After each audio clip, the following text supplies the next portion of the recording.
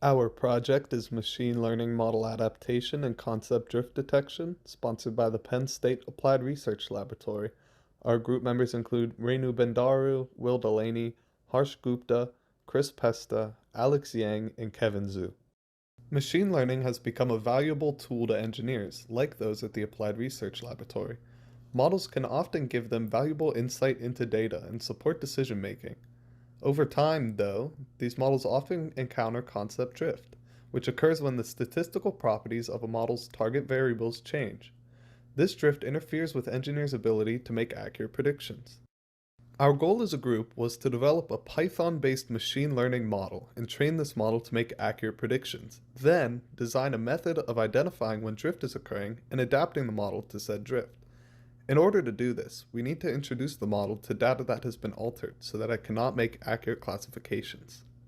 To train and test our model, we chose to use a zoological dataset, which contained a number of attributes and classes of animals.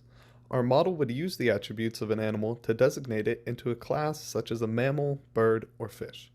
To introduce drift, we generated animals with unusual characteristics that the model would be unable to classify.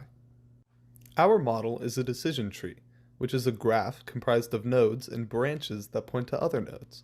Each node takes in a group of data and asks a question, such as, does this animal have feathers? To split the group in two, one with feathers and one without, and sends these two groups to separate nodes.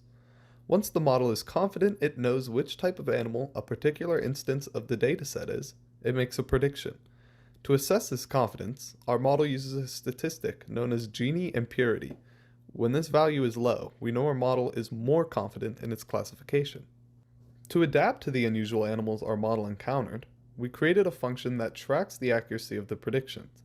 When it falls beneath a certain rate, the function finds which nodes are failing and uses the data that is moving through these nodes when retraining the model.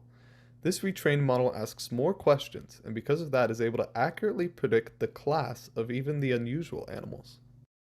Our group found that our model was able to successfully adapt to the introduced concept drift. Though the scope of our project prevents us from making conclusions regarding larger models and datasets, our results do support the use of error rate tracking and the isolation of failing data when adjusting a decision tree model to concept drift. Thank you.